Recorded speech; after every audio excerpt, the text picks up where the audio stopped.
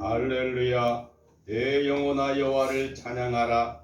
나의 생전의 여호와를 찬양하며 나의 평생에 내 하나님을 찬송하리로다. 귀인들을 의지하지 말며 도울 힘이 없는 인생도 의지하지 말지니 그의 호흡이 끊어지는 흙으로 돌아가서 그날에 그의 생각이 소멸하리로다. 아멘.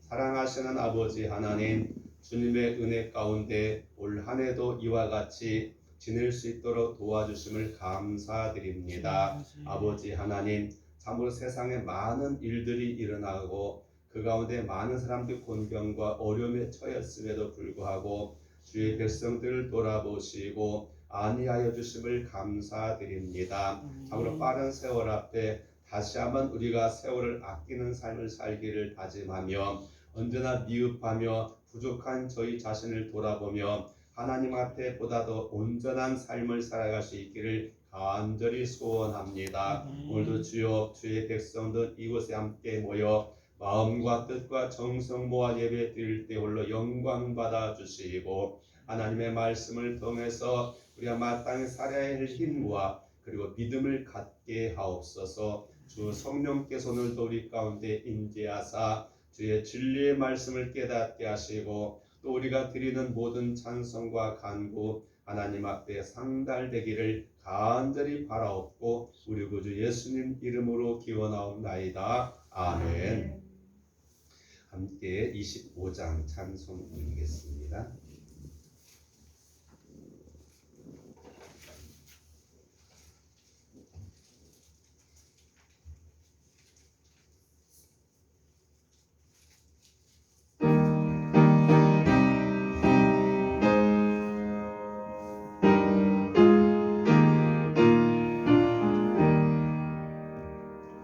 열려만 보소서 저와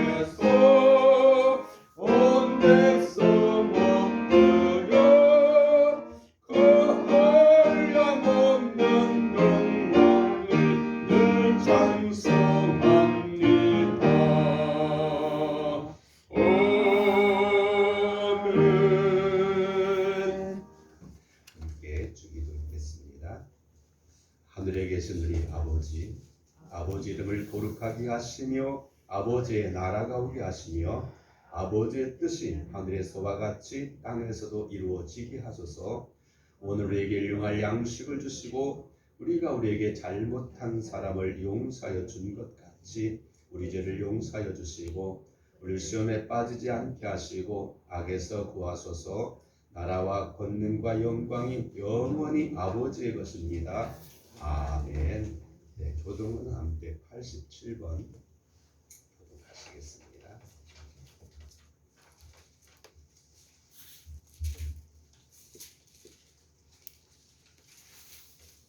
요한계시록 21장이 되겠습니다.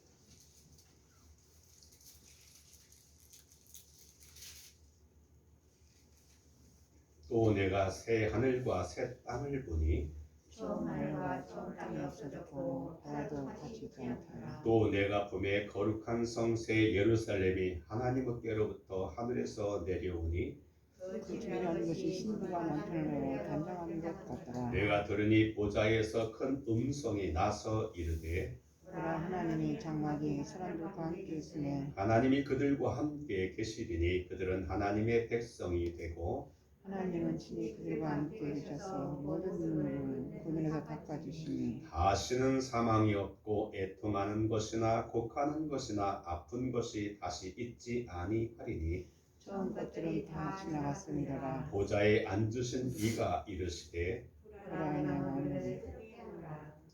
함께 89장 찬송 드립니다. 예배에서 이루어진 감사함을 드리겠습니다.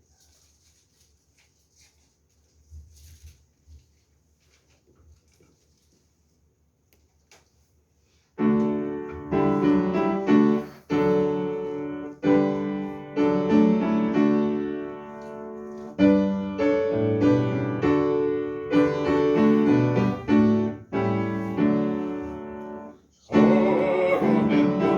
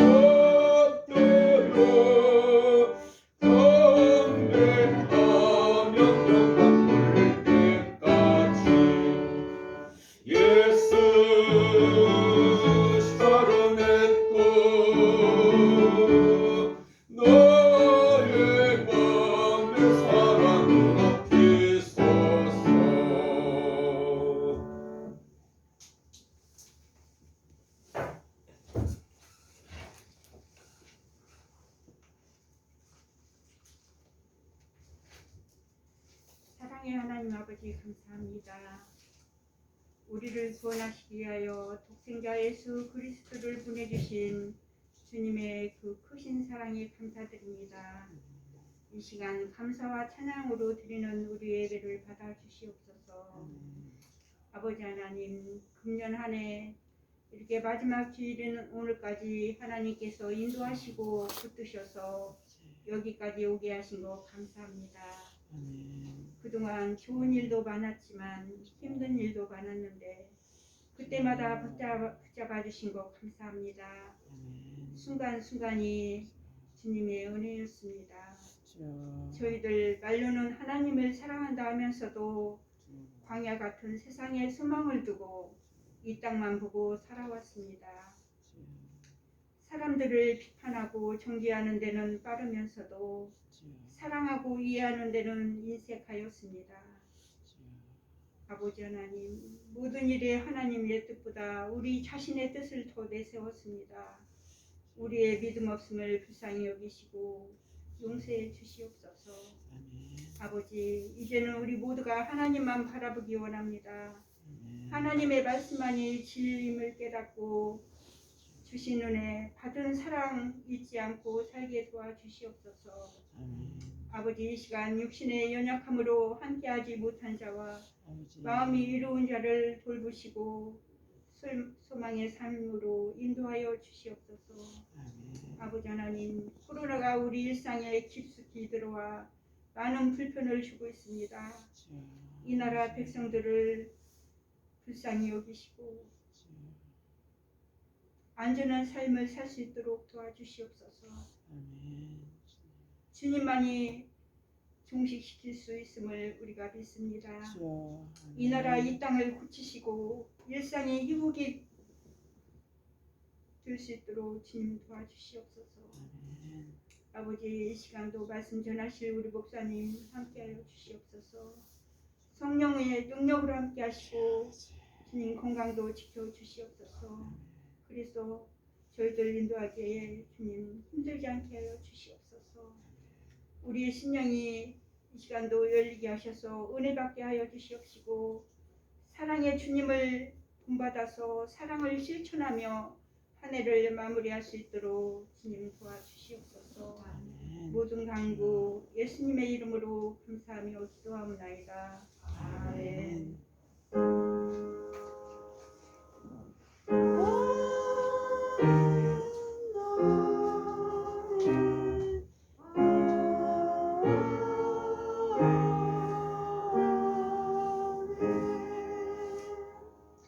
성경 말씀은 신약성경 베드로전서 4장 7절에서 11절까지 말씀을 함께 교독하시겠습니다.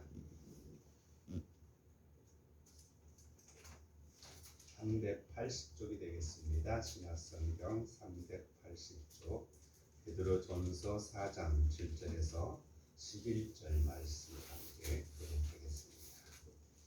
만물이 마지막이 가까웠으니 그러므로 너희는 정신을 차리고 근신하여 기도하라.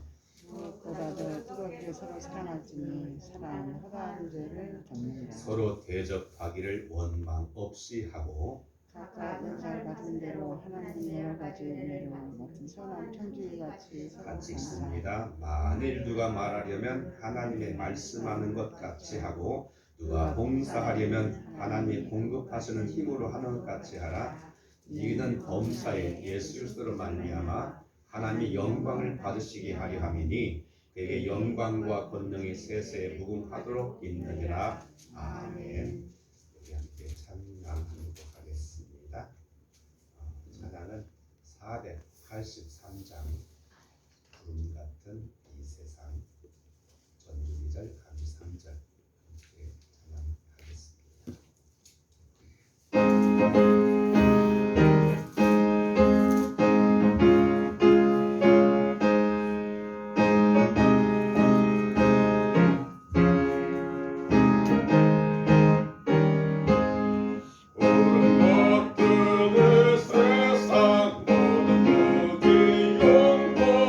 모든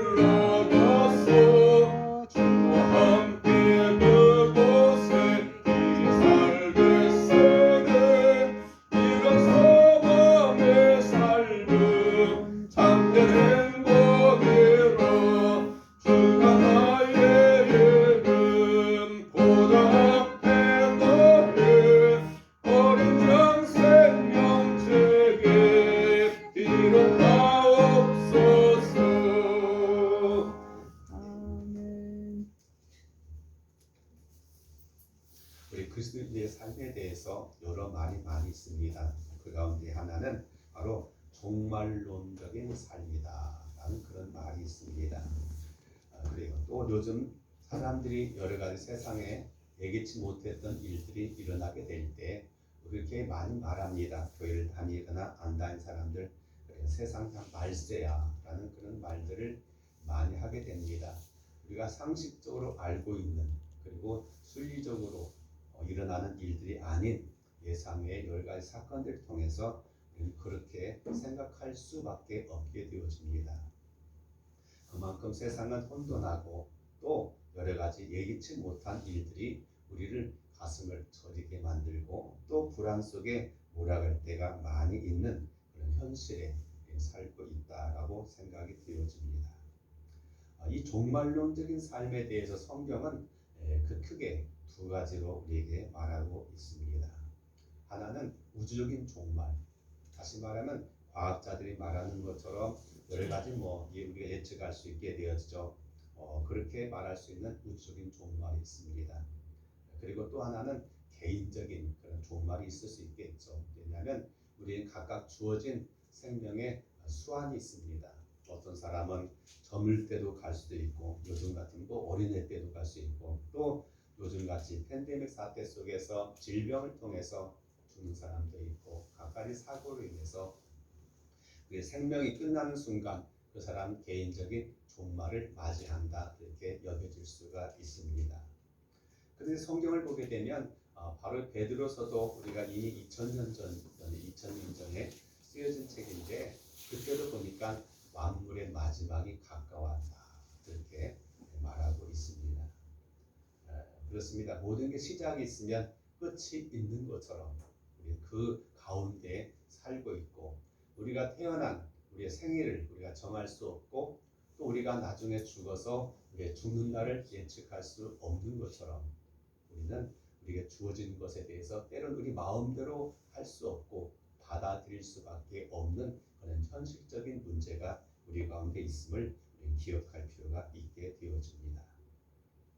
때때로 사람들은 그래 내 종말이 되어진다고 한다면 여러 가지 반응이 나올 수밖에 없습니다. 어떤 사람은 그래 세상 어차피 끝장나는데 끝장 보자 해가지고 그동안 하고 싶었던 욕망을 발산하는 사람들이 있습니다. 다른 사람이 어찌됐든지 내가 죽는 마당에 내 인생에 이제 그 끝장나는 마당에 뭐든지 못하겠느냐 해가지고 막 살아가는 사람이 있는가 하면 오히려 이런 끝날을 통해서 자기를 돌아보면서 내가 어떻게 살아왔는지 돌아보면서 때로는 감사하고 때로는 후회하고 때로는 정리하는 그런 마음을 가진 사람도 있는 걸 우리는 보게 되어집니다.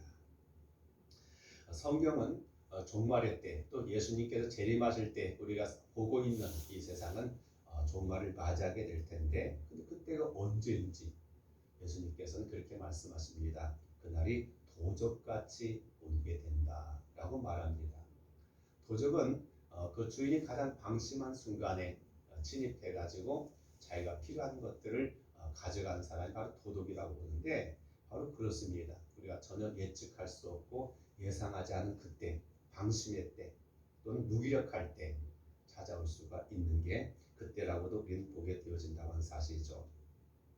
그렇다고 할 때 그럼 어차피 모르는 것 그냥 잊어버리고 그냥 살자 그렇게 할 수도 없죠. 왜냐하면 우리 나라의 현실이 그렇습니다. 우리가 서로 아직은 우리는 종전을 하지 않았기 때문에 북한과의 우리와의 관계는 전쟁 중지 상태지 전쟁이 끝난 상태가 아닙니다. 요즘 들어서 우리 정부들이 종전을 선언하자고 계속해서 미국 측과 유엔 측과 또 북한과 이렇게 타협하는 가운데 있는데 아직 이게 이루어지지 않습니다.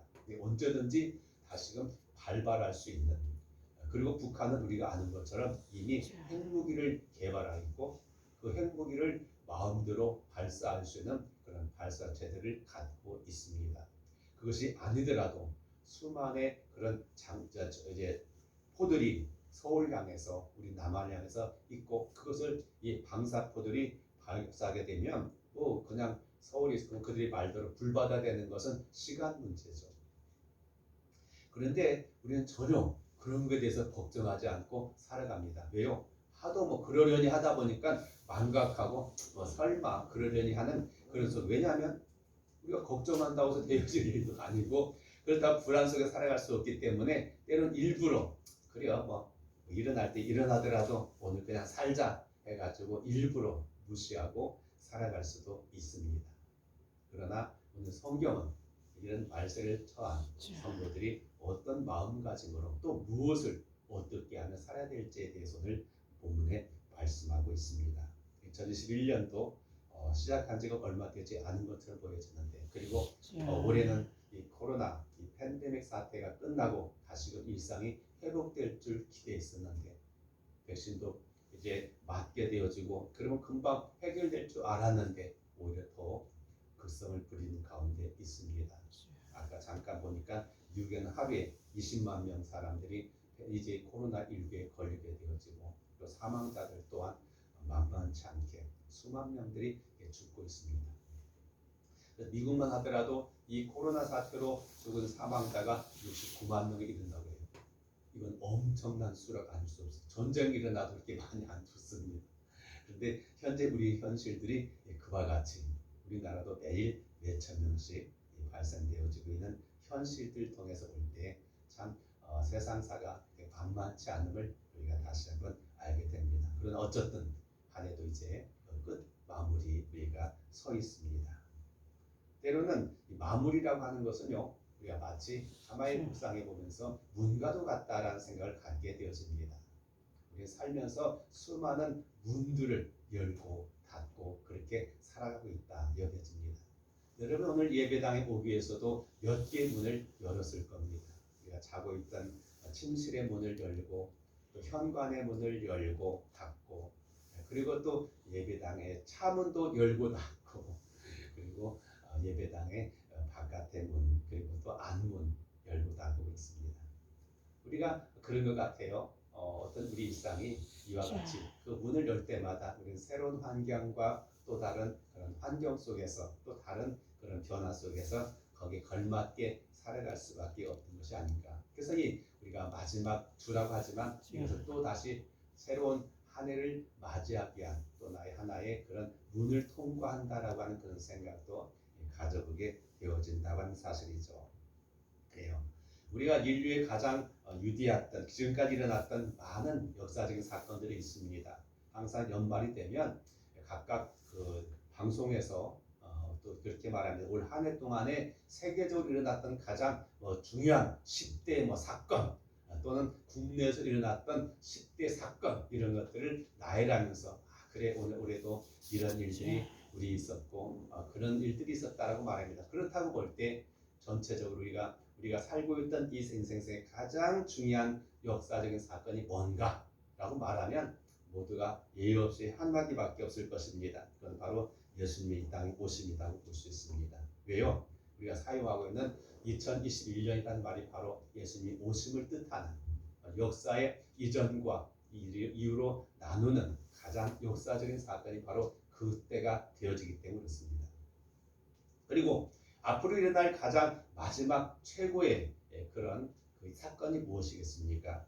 예수님이 다시 오시는 바로 그날이 될 거라고 여겨진다고 하는 사실이죠. 그렇습니다. 중요한 것은 예수님이 다시 오신다고 하는 그 사건, 그 이전에 우리에게 주어진 이 개인적인 종말 앞에서 우리는 그것을 어떻게 대비하고 준비해야 되는가. 그냥 여느 해처럼 또다시 한 살 더 먹고 또 한 해가 무사히 지나갔구나에 안도하기보다는 내게 주어진 것들은 한계가 있습니다. 그래요. 올해도 우리 가운데 한 분 이렇게 돌아가셨지만 언제 우리가 또 우리 곁을 떠나고 또 주의 곁으로 가실 분이 계시는지 아무도 알 수 없고 우리가 번호표 사는 것처럼 순서가 있는 것이 아니기 때문에 그렇습니다. 현재 내가 몇 살이냐가 중요한 것이 아니고 오늘 우리는 어느 때 그날이 나에게 닥칠 수 있다는 사실들을 대비하면서 오늘 우리는 어떻게 이것을 대비하고 말세를 살아가는 우리들의 자세가 되어야 될 것인가를 생각해 볼 필요가 있습니다. 2차 대전이 거의 끝날 때 우리가 잘 아는 대로 2차 대전이 끝나는 결정적인 사건은 히로시마와 나가사키의 미국에서 핵폭탄을 투하함으로써 전쟁이 종전되어졌습니다. 그런데 사실 그 사건은 인류 역사상 최초로 이제 핵폭탄이 터트린 사건이 되어지고 그 이후로는 핵폭탄이 사용되어지지 않았습니다. 근데 사실 그것을 투하할 때 미국에서는 굉장히 걱정했습니다. 투하하는 사람도 물론이거니와 그것을 결정하기까지 많은 찬반 반론이 일어날 수밖에 없었고요. 그리고 그 폭탄을 투하하기 전에 미국은 미리 일본 그곳에 나가사키나 이곳에 삐라를 뿌렸다고 합니다. 이곳에 이런 엄청난 폭탄이 투하되기 때문에 여러분 피하십시오. 그러나 그것을 믿고 피한 사람은 살 수 있었지만 설마 그런 일이 어디가 있으려고, 왜냐하면 듣도 보지도 못했기 때문에, 경험하지 못했기 때문에 설마 그런 일이 일어날 것인가.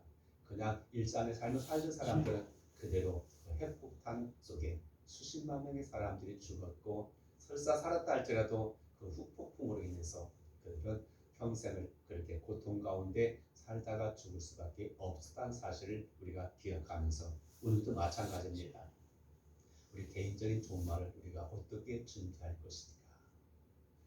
그렇습니다. 어떤 의미에서는 하루하루 나이가 들어간다고 하는 것은, 또 한 날이 지나간다고 하는 것은 그만큼 내가 그날이 가까웠다는 사실을 우리가 암시하는 우리 현 주소라고 여겨지게 될 때, 그냥 생각 없이 우리가 세월을 허비하는 인생이 아니라 좀 더 조심스럽게 그리고 대비하는 그런 삶이 된다고 한다면, 어느 유행가 가사처럼 우리는 죽어가고 늙어가는 것이 아니라 보다 성숙해지고 아름다운 열매를 맺는 삶이 되지 않을까라는 생각을 가져보면서 오늘 말씀을 통해 우리가 귀를 기울이기를 원하는 겁니다.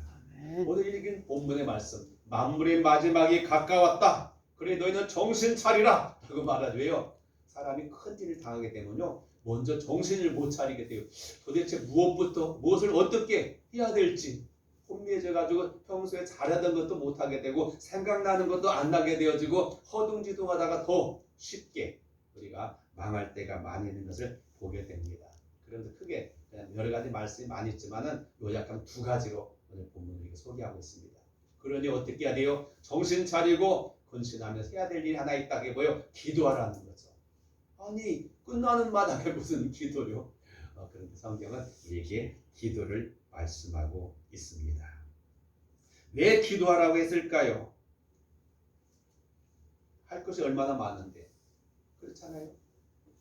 보고 싶은 사람도 만나고 싶고, 먹고 싶은 것도 먹여야 되고, 갈 곳이 있는 것을 가져야 되고, 해결하지 못한 여러 가지 문제들을 해결하고 가야 되는데, 성경은 그런 것을 하나도 말하지 않고 기도하라고 말씀하고 있습니다. 그래요.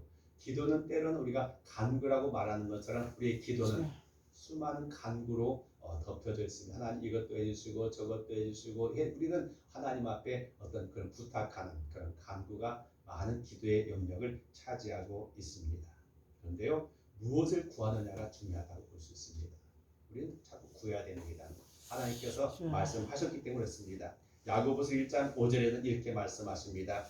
너희 중에 누구든지 지혜가 부족하거든 모든 사람에게 후히 주시고 꾸짖지 아니하시는 하나님께 구하라, 그리하면 주시리라.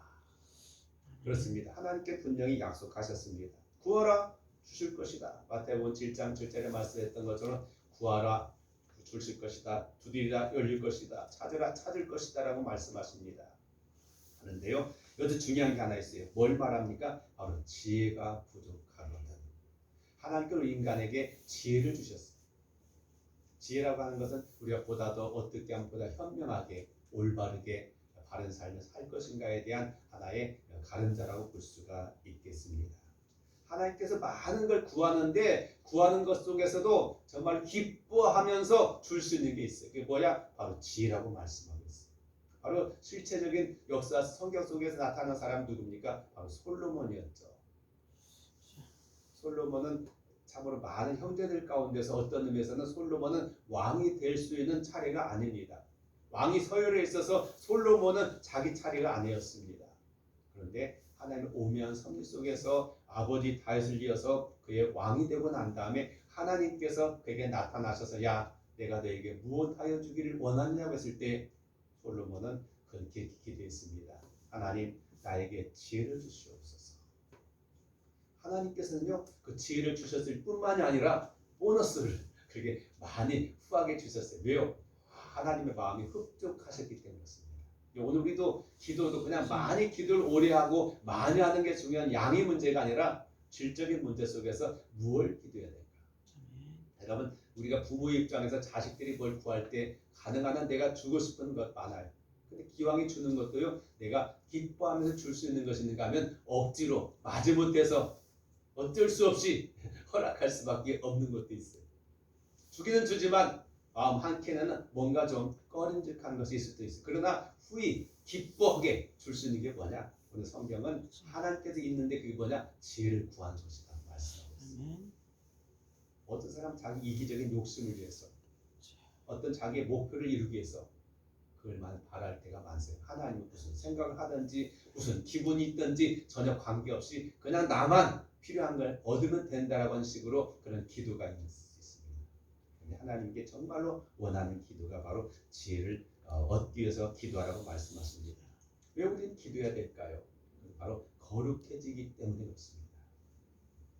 하나님께서 우리가 원하는 게 있어요. 내가 거룩하니 너희도 거룩하라. 근데 사실 오늘 우리는 거기는 별 관심도 없어요. 돈 되는 것도 아니고 생활 속에서 보탬되는 것도 아니고 남들이 알아주는 것도 아니고 오히려 그렇게 살면 뭐요? 저 사람 참 융통성도 없고 정말 고지식하고 저런 사람들은 뭐 이렇게 생각하는 우리가 사는 세상 속에서는 그런 사람 오히려 왕따당하고 참 적응하기 어려운 사람이라고 볼 수 있어요. 물론 꼭 그렇지만 않지만 대부분의 일반적인 생식이 그렇습니다. 우리 기도할 때 하나님과 그런 영적인 깊은 교감을 나눌 때 우리는 하나님을 닮아갈 수 있고 그분의 성품과 성령의 충만함을 통해서 우리는 거룩해질 수가 있습니다. 세상 사람이 볼 때는 가치 없는 거예요. 왜 그것에 힘쓰는가? 얼마나 바쁜 세상 속에서 정말 해야 될 일이 중요한 일이 얼마나 많은데 그러나 성경은 기도하라고 우리에게 말씀하실 때 바로 그런 것을 말씀하고 있는 것. 우리 영혼이 맑아지게 우리 영혼이 깨끗해지기를 정말 하나님을 우리가 기꺼이 수용할 수 있고 그의 뜻을 이룰 수 있기를 하나님께서 원하고 있기 때문에 그렇습니다. 뿐만 아니라 마태복음 26장 41절에 보니까요. 시험에 들지 않기 위해서 깨어 기도하라. 예수님께서 제자들에게 당부하신 말씀. 그래요. 왜냐하면 세상이 하도 빨리 변화되어지고 어떻게 튀어올지 모르는 그런 상황 속에서 우리가 이 자꾸 눈앞에 펼쳐진 어떤 일처리에만 골몰하다 보면 우리는 내가 지금 뭐하고 있는지 나의 현주소가 어디인지를 깨닫지도 못하고 허둥지둥 살다 보면 1년이 지나고 그렇게 지나간 세월이 옛날이여 하고 우리는 벌써 돌이킬 수 없는 지나간 날에 대해서 후회하게 되어지고 우리 그렇게 또 우리 삶을 마감줄 수 있기 때문에 그렇게 말씀하고 있는 것이죠. 위기가 닥쳤을 사람은 당황하게 되어지고 어떤 일을 먼저 해야 될지 모르니까 잘 모를 때가 많이 있습니다. 특별히 현대 생활은요 여러 가지 편리한 도구가 많음에도 불구하고 더 복잡하고 더 어렵고 그래요. 옛날엔 없으면 그냥 안 쓰면 되고 안 하면 되고 그냥 있었으면 되지만 지금 그렇지 않아요. 그렇게 할 수가 없는 세상 속에 살다 보니까 별것이 다 바쁘게 하고 힘들게 할 때가 너무 많은 걸 우리는 보게 되어지죠. 그래서 우리는 해야 될 일이 하나 있습니다. 그게 뭡니까? 바로 삶의 우선순위를 정립을 해야 돼요.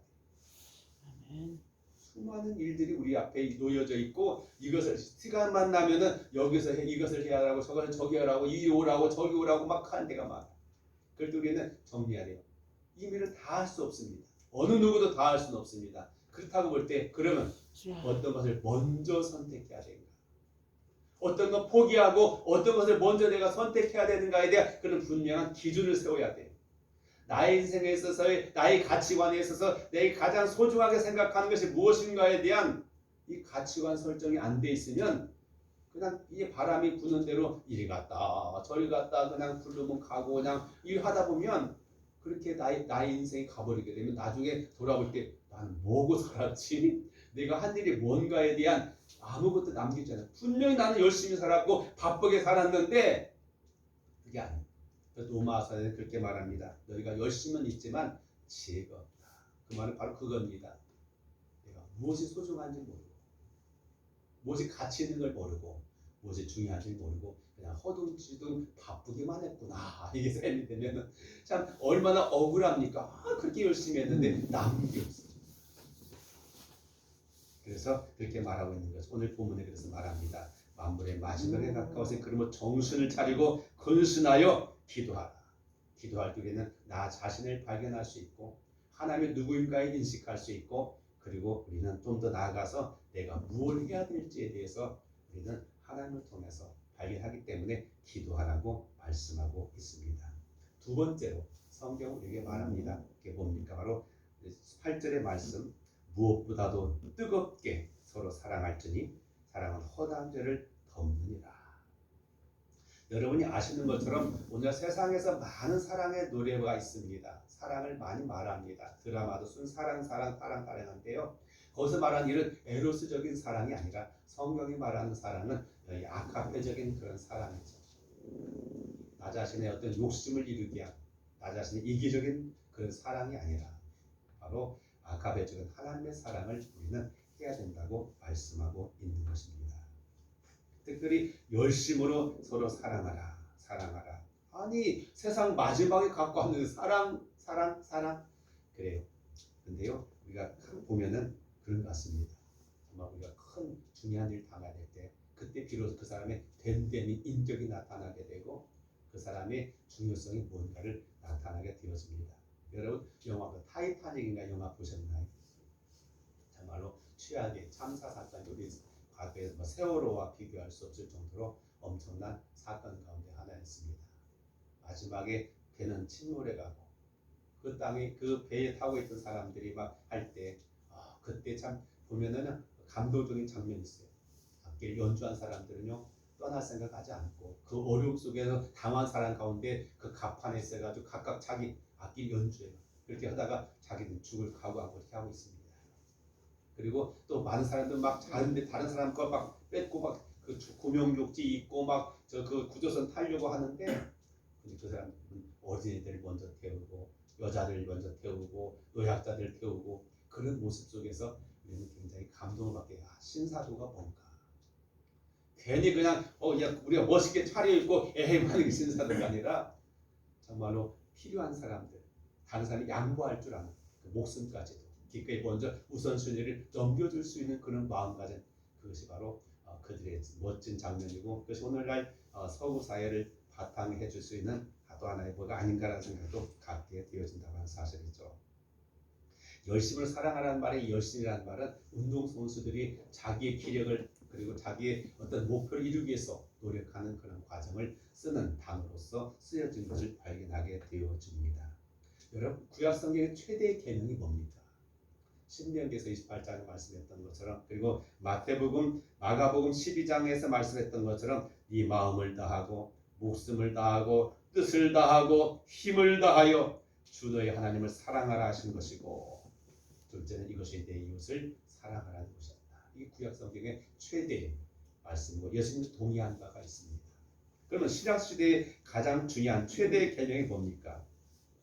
요한복음 13장 44절에 말합니다. 새 계명을 너희에게 주노니 서로 사랑하라.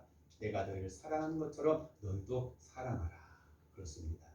하나님께는 우리가 사랑하기를 원하고 있습니다.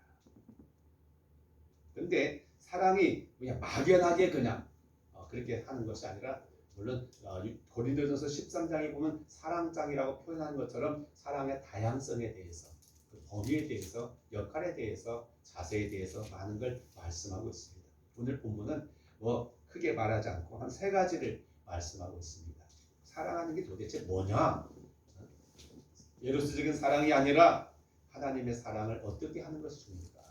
첫째는 용서를 말하고 있습니다. 용서하라. 그렇습니다. 이 용서 속에는 가장 중요한 게 뭐냐면 다른 사람들의 허물을 덮어주는 게 바로 용서입니다. 우리나라 사람들은 막 떠벌이를 좋아해요. 특별히 막 요즘 많은 그 매스미디어들이 유튜브를 비롯해서 또 뉴스도 그렇고 가짜 뉴스 별별 것들이 그냥 없는 사실도 막 꾸며내고 막 과장돼가지고 사람들 헷갈리게 만들게 많아. 근데 성경은 그 허물을 덮어주는 것이 사랑이다라고 말해요. 그래 이게 굉장히 중요합니다. 창세기 9장에 보면 노아 이야기가 나와요. 세상이 물로 심판당하고 노아와 그의 가족들만이 살아남았습니다. 어느 날 노아는 농사를 짓고 포도 농사를 짓고 포도주를 만들고 그것을 마셔가지고 얼마나 기분이 좋았는지 모르지만 그냥 술에 취해가지고 그냥 빨가벗고 동굴 속에 누워 있었습니다. 그 모습을 큰아들이 했던 함이 보게 되죠. 근데 그것을 보고 나면은 어떻게 했어야 돼요? 그냥 덮어주고 말았으면 됐는데 혼자만 알고 말았으면 됐는데 자기 동생들에게 가서 떠버려요. 아버지 이제 꼴 좀 봐라. 아버지 그렇게 뭐 그놈하고 뭐 했던 아버지. 사실 뭐 아들에게 보면은 뭐 원망할 수도 있겠죠. 왜냐하면 노아는 어떤 면에서는 엄격한 아버지였던 걸 보여집니다. 왜요? 그게 방주 만들 때 그 가족들이 만들었잖아요. 그 커다란 방주를 그 가족들이 만들었으니 얼마나 많이 걸렸어요. 대강 많이 성경에 보면 120년 동안 걸렸다고 말하니까 오직 눈만 뜨면 그것만 만들어요. 나무 잘라야 되죠. 그걸 해가지고 해야 돼. 그랬으니까 아버지가 얼마나 엄격했겠어요. 그때는 아버지의 법이 곧 하나님 법처럼 그렇게 여겨진 시대였기 때문에 거부할 수도 없고 그런 불만이 있었는지도 모르겠습니다. 오늘날 현대인의 그 생각 심리로 보면 그렇습니다.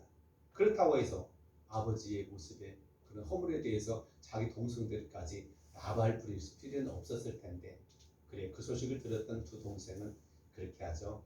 그들은 아버지가 그런 모습이 있다고 할 때 그는 거꾸로 아버지의 그런 모습을 보지 않게 해서 뒷걸음치면서 그리고 그의 온 옷을 덮어주고 나오는 모습이 성경에 기록되어져 있습니다. 바로 허물을 덮어준다는 그런 거죠.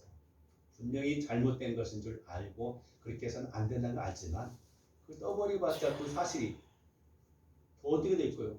아버지의 이심만 추락되게 되어지고 아버지에 대해서 결국 명예가 상할 수밖에 없는 것을 덮어주는 것이 바로 그라고 볼 수 있습니다. 그냥 넘어간 사건이 아니게 됐죠. 나중에 그렇게 말합니다.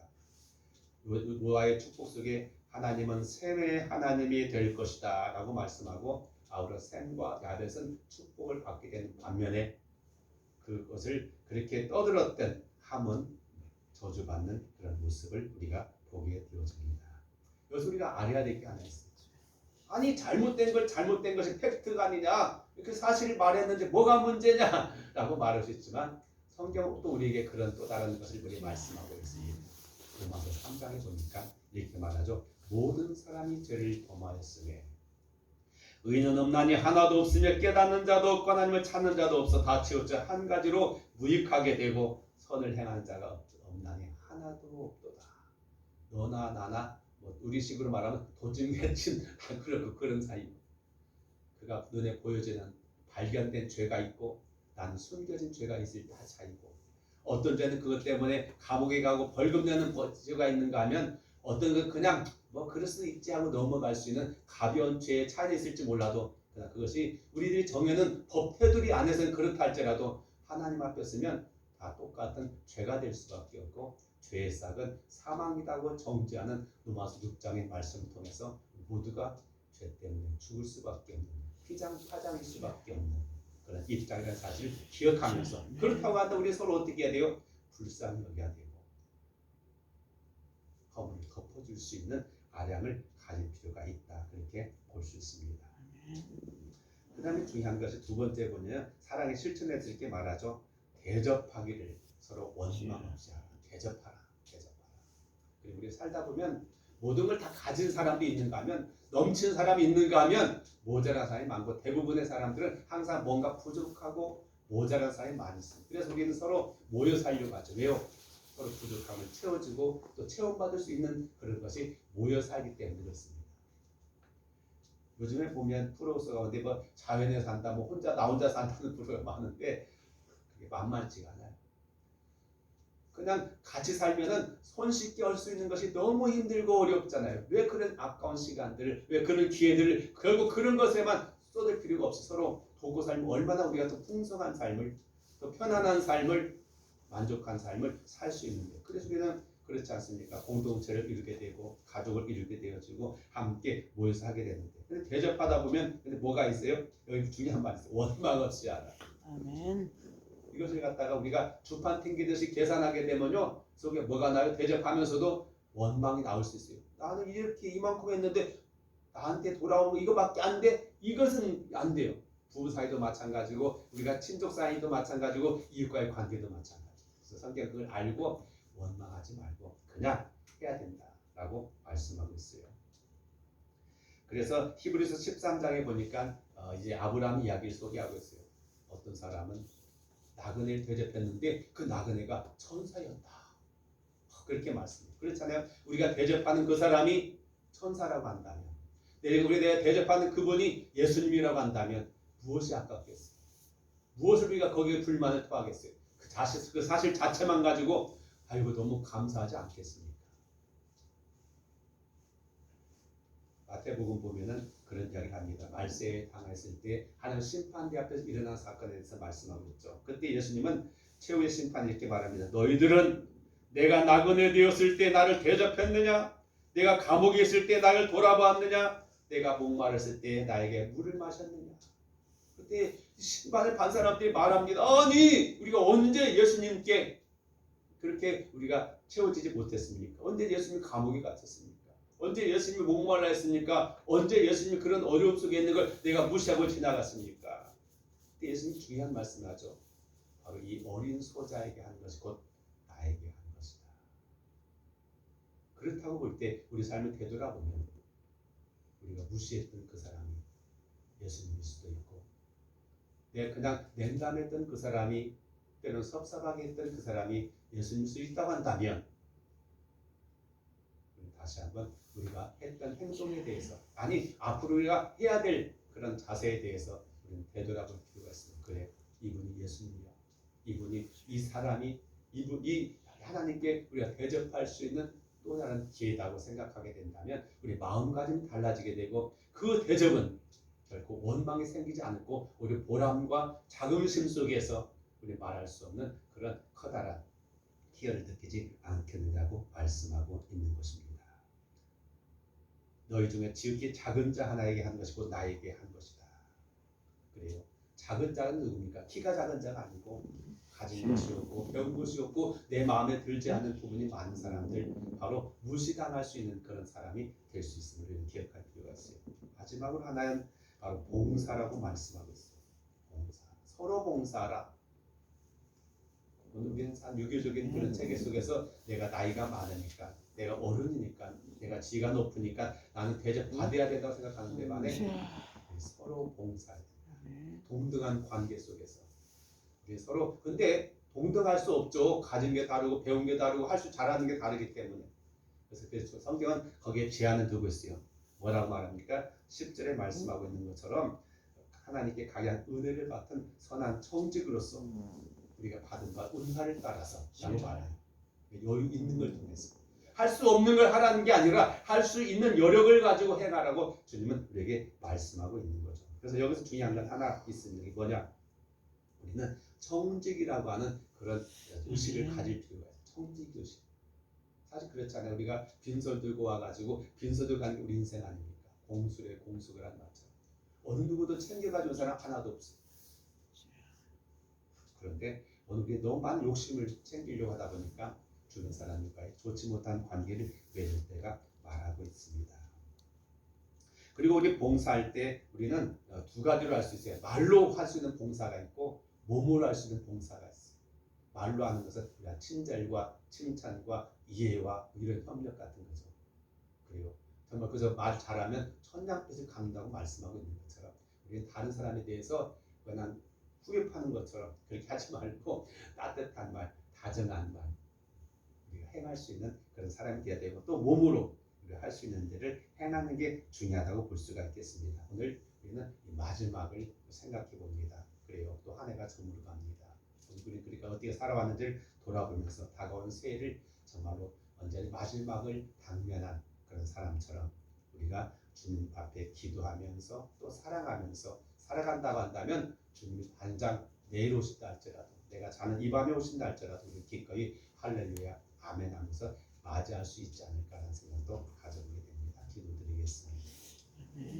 사랑하시는 아버지 하나님, 우리는 항상 되돌아보면 보람과 긍지보다는 후회함이 많을 때가 있습니다. 좀 이럴 때 이렇게 했더라면 저 사람에게 또한 저렇게 했더라면 그런 아쉬움이 많이 있습니다. 당시에는 정말 우리가 때로는 분노할 때도 있고 정말 여러 가지로 정리하지 못하는 생각들이 있지만 기도를 보면 별건 아닌 것은 느껴질 때가 많이 있으니 고백합니다. 성경 말씀을 통해서 다시 한번 우리 삶을 되돌아보면서 또 우리가 어떻게 살아야 될지에 대해서 새로운 각오를 다짐하길 원합니다. 기도하게 하옵소서. 아무리 바빠도 아무리 분주해도 기도가 먼저 선행될 수 있는 삶이 되게 하시고 또한 우리가 주변을 돌아보면서 사랑하게 하옵소서. 예수님 이름으로 기도드립니다. 아멘. 네, 찬송은 301장 찬송 드리겠습니다.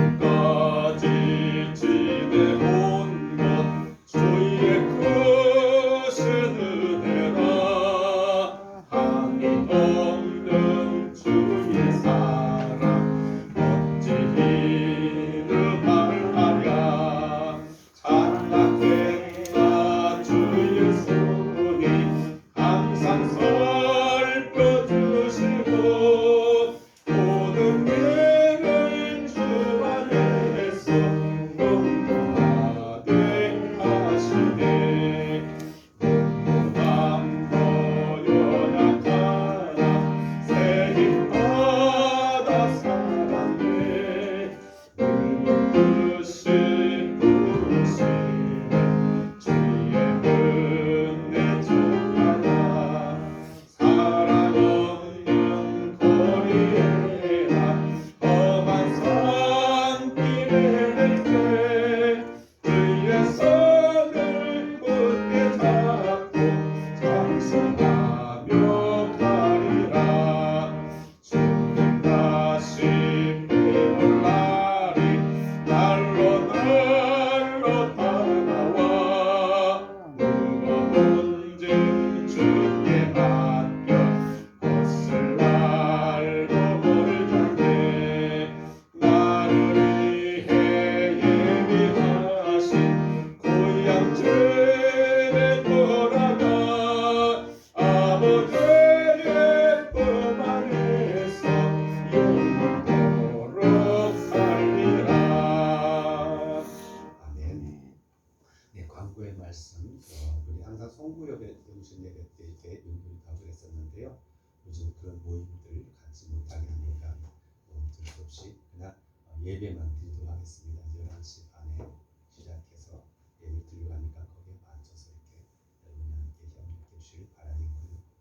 광고를 갖다가 다음 주 1월 달에 헌금 이후들은 이예순 권사님하고 백정진 권사님 수고해 주시길 바라겠습니다. 헌금 광고 11.6 윤준일 권사님, 감사로 한성은 우수연 집사님 가정드리고요. 김현재 상 선교원금 저희 가정 감사만 드렸습니다. 감사기도 드리겠습니다. 좋으신 하나님 우리 돌아보신 것 너무 감사합니다. 어려운 가운데에서도 우리 건강 주시고 또 주님 앞에 나와 예배드리게 하시고 이와 같이 주님 앞에 감사를 표현할 수 있는 물질도 주신 것을 감사합니다. 더욱 우리 삶이 풍성해지게 하시고 하나님 앞에 또는 우리 자신의 생활 속에서 그리고 이웃들에게 부족함이 없는 삶이 될 수 있도록 복의 복을 도하여 주옵소서. 우리 구주 예수님의 이름으로 축복하며 감사기도 드립니다. 아멘. 네, 서로 눈으로 인사하시고요. 일어나셔서 330장 함께 찬송 드리고 축복드리고 기도를 마치겠습니다. 330장 오른방 쉬게리